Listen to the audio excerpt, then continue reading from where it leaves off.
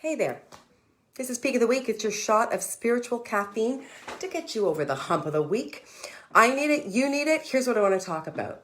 I've heard some people say, I would rather have a physical illness than a mental illness, an emotional illness, because at least it's obvious and you get the community support around you when you're physically ill. Hi, Minnie. And I think that's largely true, don't you? That emotional or mental illness, such as depression, there's a stigma attached. And often you don't get, I can see you, Heather, you don't get the emotional support from community that you would get when it's a physical, obvious ailment. But there is a deeper illness that we all face, and I am talking to you today. If some people don't even know they have the illness, some people think they're healthy in this way, but they're sick, and that's spiritual illness. Physical illness is obvious, usually. Emotional or mental health illness is not as obvious, and there's a stigma attached. And then there is spiritual sickness, spiritual illness that a lot of people today have. We've always had spiritual sickness, let's get honest about that. But a lot of people have, and they're unaware, or they're aware and they're okay with that. Can we talk about that for just a second? How do you know if you have it? Well, here are some telltale signs. You're cynical. It's quite obvious. You're like, I don't even believe in God. You're an atheist. You are agnostic. Like, whatever, I don't know. Who knows? Maybe, maybe not. The idea of church or church community or the people of God make you roll your eyes. Been there, done that.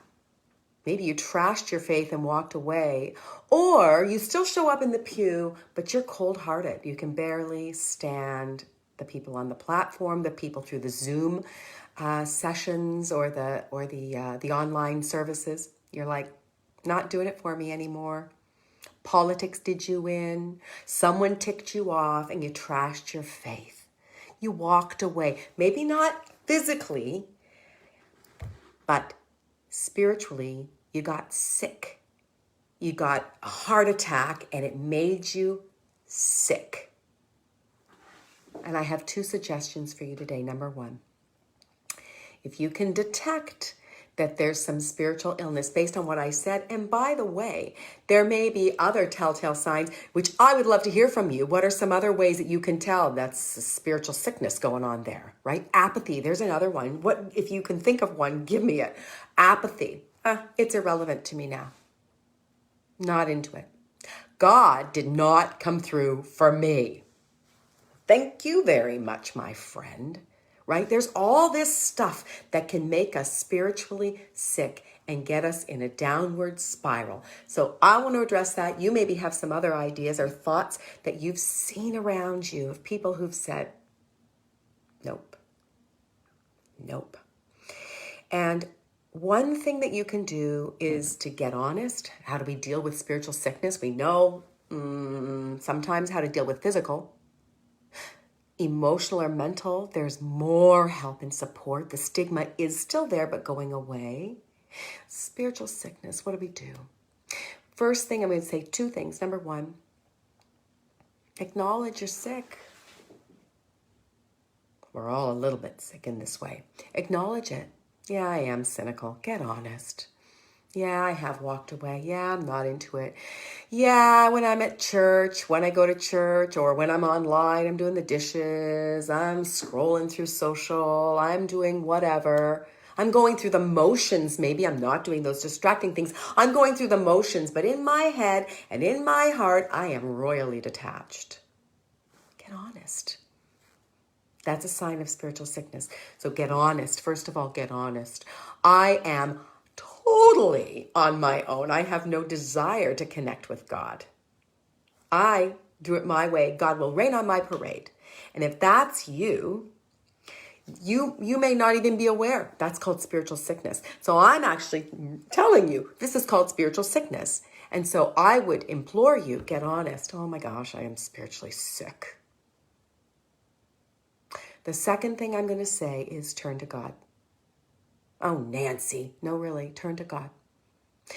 Tell God how ticked off you are at him, her, God.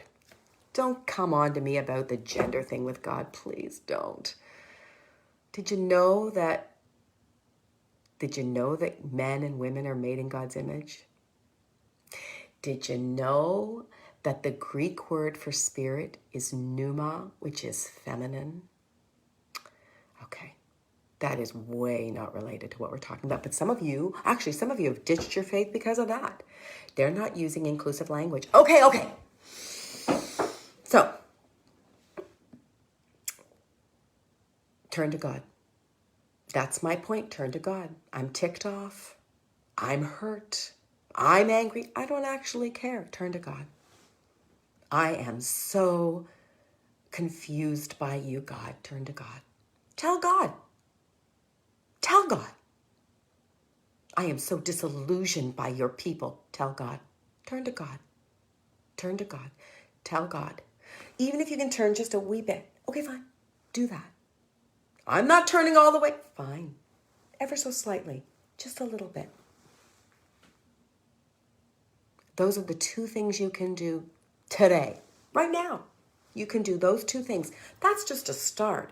But at least it's a start. It's at least a step in the right direction to healing your spiritual sickness. I want to say one last thing about this. My son David, who you know, maybe you don't, died at 28, and now he's left the earth. Let me tell you something. That young man was really sharp, and he did kick the tires of this faith, and he did shake the trees of this faith. And in fact, because he felt like his answers were not getting, his questions were not getting answered, he actually walked away from God for a while in an undergraduate school that was a Christian college.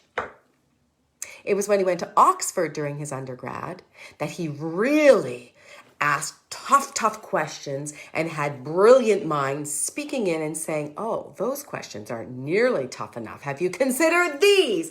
And blew open his mind because he really thought to be a Christian, you got to check your brain at the door, and discovered, I don't have to.